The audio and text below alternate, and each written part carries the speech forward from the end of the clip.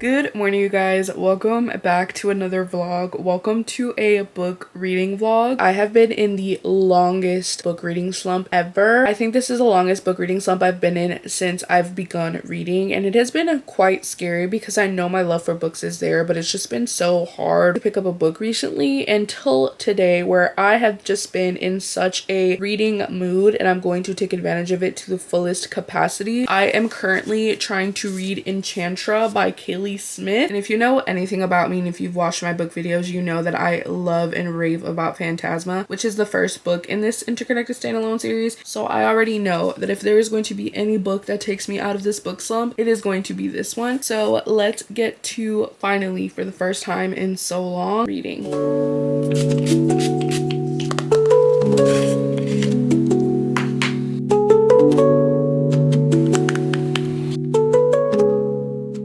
Say if you suffer with really bad dry under eyes, I really recommend this product by L'Oreal. I was never into under eye skincare, but ever since I got this cream specifically, it's helped so much with my dry under eyes. I've noticed it whenever I wear concealer and makeup, but just in overall skincare. If you're looking for a sign to start under eye skincare, this is it.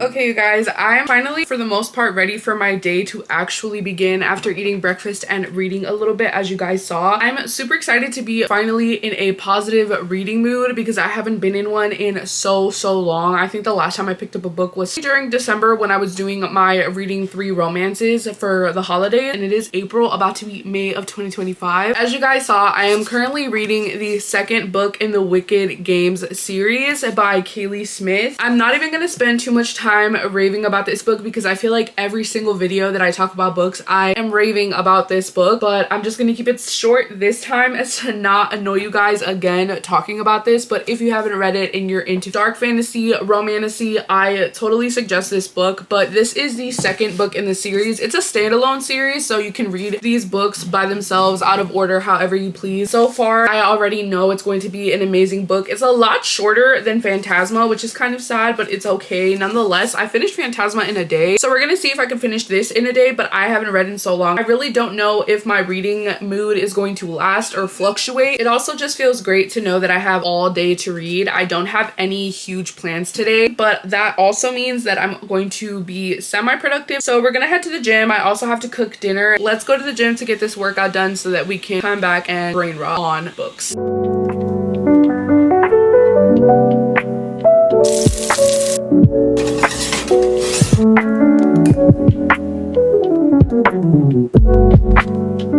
It is the next day. I am getting ready to go to the gym, but I needed to come in and update you guys because I did in fact finish Enchantra by Kaylee Smith, and it literally took me a day and a half. I picked this book up, read a bit of it, did my dinner, did everything else that you guys saw yesterday, and then the next thing you know, I went and read the entire book until like 3-4 in the morning. But it was so worth it because this book, it's everything to me. It really is. Kaylee Smith is now one of my favorite authors. I know a lot of people were saying Enchantra was actually much of a better book over Phantasma, but personally for me, I still hold Phantasma to a 6-star read, and I am giving this a 5-star. But that is still such an amazing thing that my first read of the year was a 5-star book. I feel like that sets such a good tone to me reading more and more throughout this year. Actually, as much as I love Phantasma more than I loved this book, I will say that the MMC was definitely more Rowington Silver for me. Rowington Silver in this book just had my heart over Salem in Phantasma. I feel like he was just so much more of a sweetheart. But I just will say that what didn't make it a 6-star read for me is that I didn't love Genevieve as much as I loved Ophelia and just her character development. But either way, great, amazing book. And now that basically means I have to pick up another book, which is insane because I thought I was going to be stuck reading this book for days because of the reading slump that I've been in. I do think that I have 2 books right now that I'm eyeing from my bookcase that I haven't read. These are the 2 that I'm currently eyeing between. We have Powerless by Lauren Roberts. Who hasn't heard of this book? I think everyone in the romantasy fantasy world has heard or read this book by now, and especially after it went viral on Book Talk. But because I'm craving like a romance, cutesy, fun, I kind of want to read The Love of My Afterlife by Christy Greenwood. This is a book that I just saw and read the front page and back page, and just by that I picked it up. I'm not sure if it's viral. I actually just love the idea of this story. I think it's very cute. I think it'll be very comedic, and I think that's just kind of what I need. And it's a shorter read, which I think will be perfect. So I think we're gonna end up going with this, and I'm just so excited to go to the gym, do what I have to do today, and get into reading this book.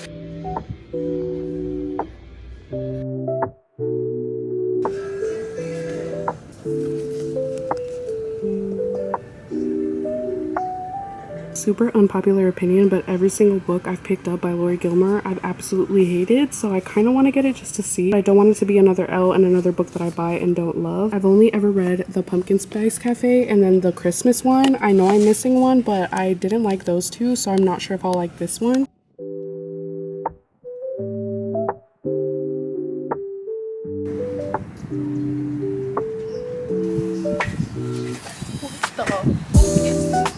Before I keep on reading my second book that I'm already loving because of the comedic sense, I am going to make myself a little quick matcha latte to read with.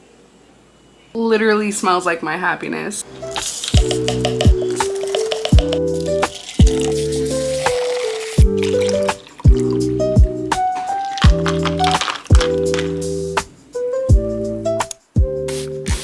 To day 3 of this book video that has went on for way longer than I even anticipated. I left you guys off yesterday with deciding between reading The Love of My Afterlife or Powerless, and I went with The Love of My Afterlife. I already started it. Granted, I only even got a chapter in. I was reading outside for a bit, and I didn't have as much time as I thought over these last 2 days to really indulge in reading. But today is going to be one of those days where it is cloudy, raining outside. I have no other responsibilities. I want to finish this book, but I decided that I wanted to add a little bit of complexity to this vlog and do other things as well as I've been doing. And one of the things that has been on my list to do that I just haven't gone around to is reorganizing my bookcase, because it went from having to be romance at the top, thriller in the middle, and fantasy at the bottom to being a complete mess of books everywhere. And I kind of want to reorganize it, as well as reorganize the books that I have on the bottom of my TV stand, because they're also like my quote-unquote bookshelves. So I kind of want to arrange these and put one section for my TBR. So that's kind of what I'm going to be doing right now, just to keep myself busy, and then afterwards go into reading The Love of My Afterlife. With just reading the first chapter is definitely giving me exactly what I was looking for after such a dark gothic romantasy, which was something lighthearted and comedic, and the romance already promising. So let's just do this and get it out the way.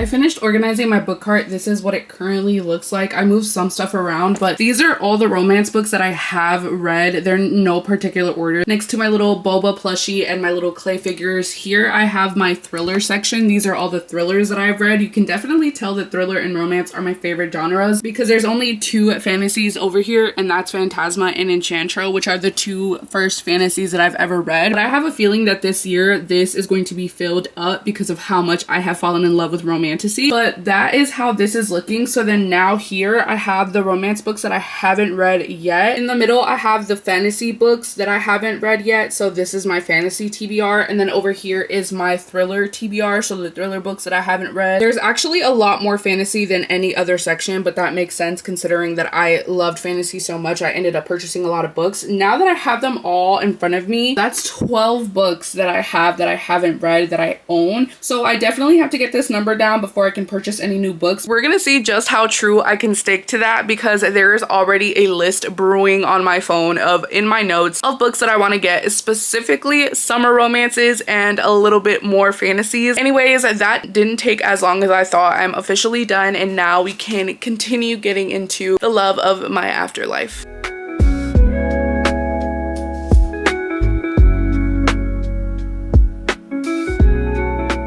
I have been in my bed reading. I am on chapter, I believe, 16. No, I'm on chapter 17. And honestly, I'm pretty much a fast reader, but I feel like I'm taking forever to get through this book. And that's because I have to stop and squeal and just take in every single chapter, which is a very, very good sign. It's this giddy feeling. I feel like with Enchantra, I was running through it because it's a dark gothic fantasy. I was hooked. I wanted to know what happened right then and there, versus this is giving very much cutesy, slow, like I can enjoy and take my time going through this story. Our main character's name is Delphi, and pretty much she choked on a burger and got taken to Evermore, which is where you go after you pass, and she's confronted by Merritt, who's her afterlife therapist, and is basically supposed to help her cope with the fact that she definitely just died. And she meets this guy, soulmates, whatever, yada yada yada, and basically it is not going where I thought it would go. I feel like I can see where this is going because we got introduced to another male character who is not the soulmate that she's looking for, and I have a feeling that I know where that is going. But so far it's just super cute. Her character is hilarious. She's this like grumpy, well, undercover sunshine, and so is the new main character that we were introduced to, Cooper. So I'm just super excited to continue reading. I had a little lunch break where I had some sushi. I was gonna show you guys because it looks so pretty in the platter, and then I was starving, so literally it's basically gone. Feels amazing and rewarding to be able to have a day where I do literally nothing else but read, and I just love that for me because I don't have those days often. You guys, I just finished reading The Love of My Afterlife. 4 out of 5 stars for me. That is the metric that I use to rate my books, as most readers do, 1 to 5 stars, and this being a 4-star read for me is everything to me right now, because if you watched any of my book videos on my YouTube channel, you would know that I read very little books last year compared to 2023, which was an amazing